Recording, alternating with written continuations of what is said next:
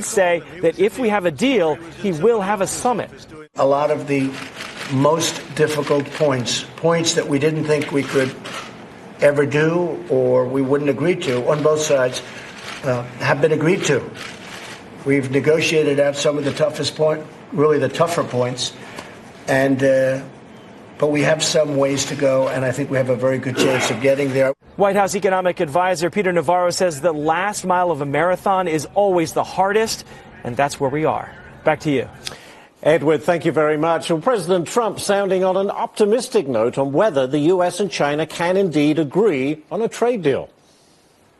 This is the granddaddy of them all, and we'll see if it happens. It's got a very, very good chance of happening. I think that it will be great for both countries.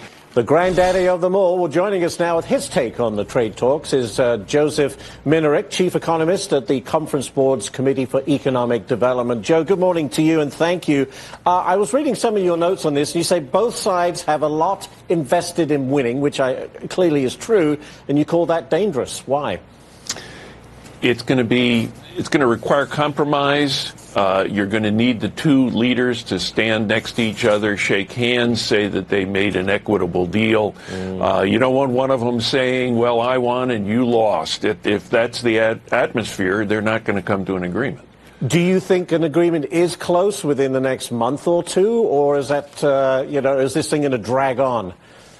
Well, timing is always tricky if you're negotiating for constituencies that are outside the room.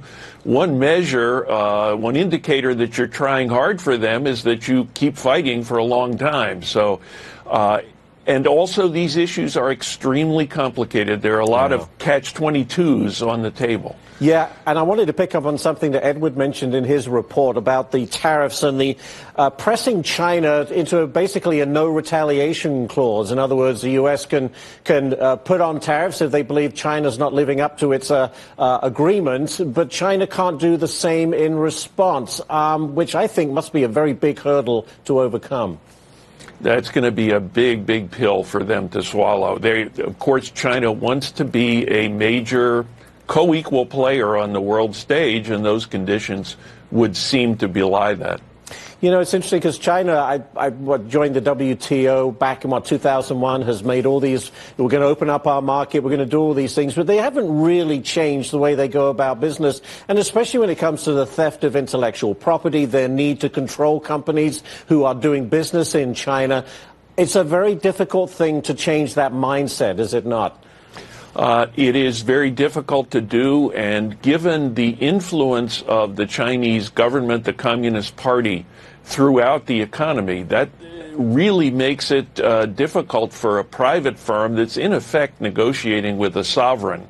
It's a very unequal relationship. And also, as I've watched this unfold very quickly, Joe, they're dealing with a leader in Donald Trump who they've never really encountered before, and that must kind of knock them off their game a little bit. I'm sure that they are somewhat upset about that.